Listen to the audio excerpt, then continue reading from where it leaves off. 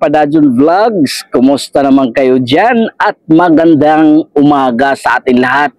Ayan, September 20, 2025 dito sa Saudi Arabia. Ayan, maraming salamat sa mga kababayan ko na tagapagsubaybay dito sa ating YouTube channel na Kapadadyon Vlogs. Ayan, maraming salamat at ngayong araw na ito ay sobrang saya ko talaga at maraming salamat Panginoon dahil binigyan mo pa ako ng pagkakataon na ito nga makapag-vlog ulit at hindi lang yan ay araw ng ito yung araw ko na napaka-espesyal na araw at sa lahat ng mga nagdiriwang ngayong September 20, happy birthday sa ating lahat at maligayang kaarawan po. At ito, ikikwento ko na lang sa inyo kung ano yung aking ginagawa sa aking selebrasyon o sa aking birthday sa araw na ito. So ano ba ang mga ito yung kakaibang selebrasyon na aking nagawa sa aking kaarawan ay nandito naman tayo sa Saudi Arabia at napakahirap talaga gumawa ng okasyon or mag-celebrate dahil limitado lang yung ating oras, gawa nga ng wala namang mag-prepare, wala tayong bisita at higit sa lahat siguro walang nakakaalala sa atin. So tayo na lang mga kapwa kong OFW makaka-relate dito ng ganitong senaryo. Kapag okasyon sa ating sarili ay walang nakakaalala. Pero hayaan na lang natin yan at hindi naman ito bago para sa atin. Nasasanay na rin tayo mag-celebrate na tayo na lang at yung mga kasama natin. Pero yung mga kasama ko hindi ko na sinabihan kung araw ko ngayon at hindi na rin ako naghanda dahil alam naman natin napakagastos na nga kasi may pinapagawa akong apartment ngayon at malapit na tayo uuwi. So iniisip ko na lang din na sige, wag na tayo maghanda para sa sarili ko at hindi ko na lang din siguro paghandaan talaga. So makaka-relate itong mga kapwa natin OFW. Ang ano lang talaga ay nakapagpasalamat tayo sa Panginoon na binigyan tayo ng panibagong pagkakataon na mag-celebrate at dagdag na naman ng taon sa ating buhay at yun yung pinaka-importante sa atin lalong-lalo na sa ating mga kapwa OFW na safe tayo lagi, binigyan pa tayo ng blessing sa Panginoon, na ipagpatuloy pa rin natin yung ating mga ginagawa, ang mga sacrifice natin para sa mga mahal sa buhay. Yun ang pinaka-importante. At ito, i-share ko na lang din instead na para sa sarili ko ang aking gagawin dahil napaka-special naman na araw, hindi ko na lang ito ginagawa sa sarili ko. So, naisip ko kanina ay bibili na lang ako ng maibibigay ko sa kuya ko o sa aking mga pamangkin, sa aking ate, sa mama ko, sa papa ko. So bumili na lang ako para sa kanila instead na bibilhan ko yung sarili ko at okay naman ako, meron naman ako sa anong gusto ko. So hindi na ako bumili para sa sarili ko. So ang binili ko ay ito para sa kuya ko.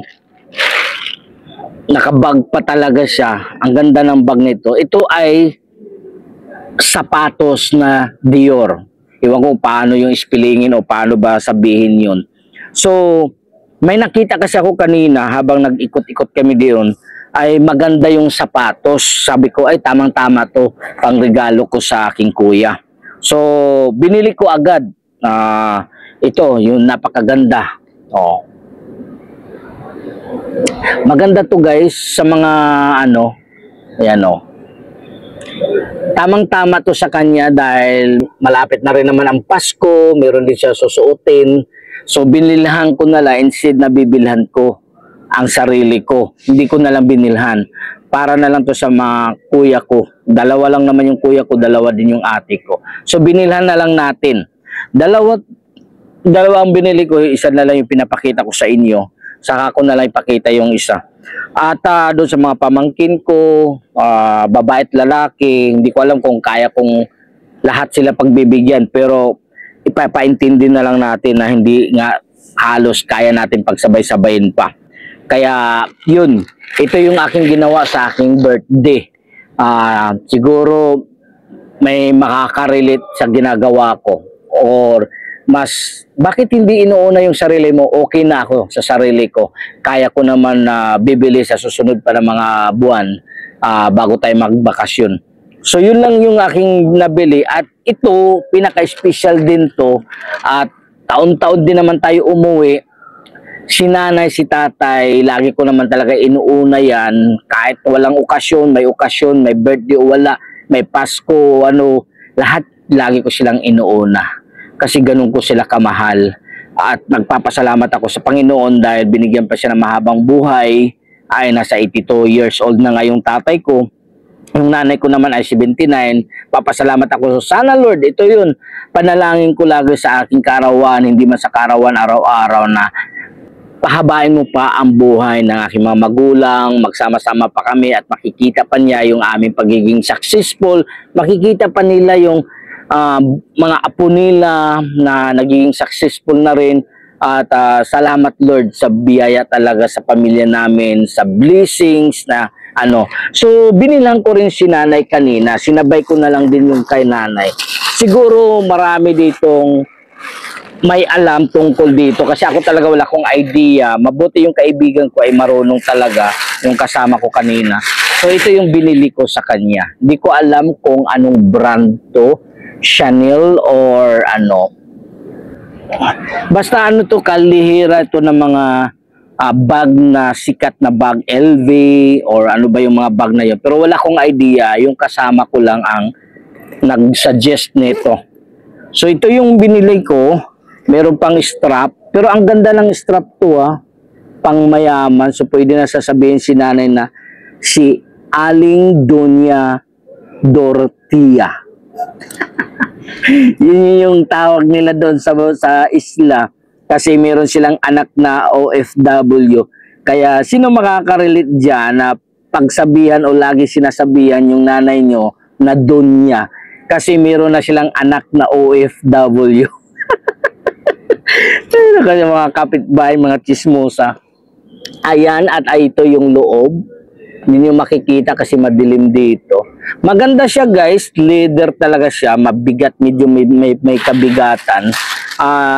Nakuha ko lang din to, tinawaran ko. Tinawaran din talaga, no. Pero ito yung lagi naman ako nagbibigay kay nanay ng mga bag kasi mahilig si nanay sa bag, sapatos at saka yung relo. So lagi ko yan binibigyan. Ang dami na niyang bag doon sa bahay. Pero ito kakaiba, siguro naman matutuwa yung nanay ko dito. Ewan ko lang kung hindi pa siya matutuwa dito, wala na nga ako sa sarili kong birthday. Si nanay lang talaga yung inuuna ko. Si tatay naman kasi, nauna na kasi yung relo niya. Pero bibilhan pa rin natin siya ng mga something na para hindi magtatampo kasi alam nyo namang matatanda kapag isa lang yung binibigyan nyo, magtatampo talaga yung isa. So dapat talaga may ibibigay kayo. Kahit hindi naman, alam nyo mo guys, napakaswerte ko lang din na anak dahil sila nanay, hindi sila ganun ka-demanding sa amin na mga anak. Lalong-lalo na sa akin na OFW, sila tatay hindi ganun ka-demanding. Kahit hanggang tumatanda na sila, kahit nga sa kanilang medisina, sa kanilang pagpapagamot, hindi na sila demanding kasi meron naman talaga silang kita. At higit sa lahat, lagi niya sinasabi, unahin mo yung sarili mo. Pero ako na kusang magbibigay sa kanila, hindi na ako uutusan pa or hindi na pakiramdaman ko na lang lagi sila. Ang napakaswerte ko lang talaga kasi kung ano lang yung kaya kong ibibigay sa kanila, okay na rin sa kanila. Masaya na rin sila. Lagi sila nagta-thank you. Na-appreciate nila yung mga ginagawa ko. Lalong-lalo na rin sa anak ko na bihira lang din magsalita at hindi rin ganun katindi rin talaga yung anak ko sa pagdating sa pera, sa pangangailangan niya na ibibigay ko rin naman. So, kaya maswerte ako dahil lagi ko pinagdasal talaga na Lord, hanggat kaya ko ibibigay ko sa mga magulang ko, hanggat nandito pa ako sa Saudi Arabia, kung ano yung gusto at sa tingin ko ay para gumaan yung buhay nila, gagawin at gagawin ko. Hindi ko sila pababayaan hanggat buhay. Gusto ko sila para ipaparamdam ko sa kanila kung gaano ko sila kamahal, kung gaano sila kaimportante sa buhay ko. Kung wala sila, wala rin akong lakas para ipagpatuloy itong pagsusumikap ko dito sa Saudi Arabia. Alam nyo ba guys, nung unang pagsakay nila sa aking sasakyan, nakita ko talaga na naisip ko o ako mismo na nakakasaksi na kung gaano sila kasaya. Habang nakaupo at marami silang kwento, gustong-gusto na nilang umalis lagi sa bahay, naghahanap na sila ng kung saan pa pwedeng mamasyal, kahit pagod na pagod sila kasi madali mapagod ang mga matatanda, pero gustong-gusto nila. Kaya Lord, maraming salamat sa pagkakataong ito, araw ko. Binigyan mo ako ng pagkakataon ulit. Ito naman yung panibagong araw ko, panibagong taon na naman, nadagdag na naman sa buhay ko. Maraming salamat sa blessings, Panginoon. Maraming salamat. Marami ka ng blessings na ipinaramdam, ibinigay sa akin. Pero sana naman po, kung ano man po mga kahilingan ko ay ipagpatuloy nyo lang po na ibibigay sa pamilya ko ang gusto kong mangyayari. At higit sa lahat, yung aming health, yung aming salamat sa buhay na tawag nito, sa buhay na binigay mo sa amin, sa buhay na pinapahiram mo sa amin. Maraming salamat. At higit sa lahat, yung protection namin bilang mga OFW, lagi mo kaming ginagabayan, pinoproteksyonan, at lagi mo kaming binibiyayaan. Maraming salamat talaga, Panginoon. At higit sa lahat, sana ipaabot mo ito sa bawat isa sa aking pamilya, lalo na sa mama, sa papa ko, na bigyan mo ng protection lagi, good health lagi, sa mga kapatid ko, sa mga kuya, ate ko, sa mga pamangkin ko, sa mga kaibigan ko, sa mga nakakilala, at higit sa lahat sa aking anak na nag-iisang anak. At higit sa buong bansa, sana magkaroon ng pagkakaisa.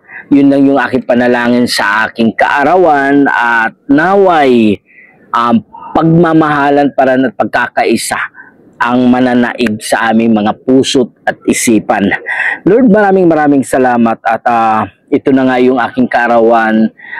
Alam ko, gusto ko man mag-celebrate pero hindi ko magawa dito sa Saudi Arabia dahil talagang nandoon na kami, nalulungkot kami sa tuwing sa aming pagbe-birthday, pero nakasanayan na rin namin na hindi namin ipagdiwang yung aming kaarawan.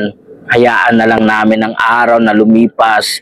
Ang mahalaga ay nagpapasalamat. Ang mahalaga ay na-appreciate namin lahat na ibinigay mo sa amin, Panginoon. Maraming salamat. At itong mga bagay na ito ay ipapaabot ko sa aking mga mahal sa buhay, at naway nagiging masaya sila at maramdaman nila ng buo yung aking pagmamahal at pagmamalasakit sa kanila. Maraming salamat. At sa mga nag-birthday ngayong September, happy birthday sa inyong lahat. Happy magandang kaarawan sa lahat, maligayang kaarawan sa lahat ng nagbe-birthday ngayon at sa susunod pang mga buwan. Maraming salamat. Mga kaibigan ko, mga subscribers, mga new subscribers dito sa YouTube channel, maraming salamat sa pag-stay, sa panunood nyo sa mga videos ko. Sana tulungan nyo ako na mamonetize na tayo. At sa mga hindi pa nakapag-subscribe, please subscribe my YouTube channel na Padajon Vlogs. I-click lang ang notification para lagi kayong updated sa aking mga videos na i-upload. At abangan nyo guys ang aking adventures, malapit na. At samahan nyo ako sa aking mga paglalakbay sa buong Mindanao, Visayas at Luzon. Ayan po ay aking gagawin sa darating na mga araw. Maraming salamat. God bless at see you. Happy birthday to myself. God bless. Bye-bye.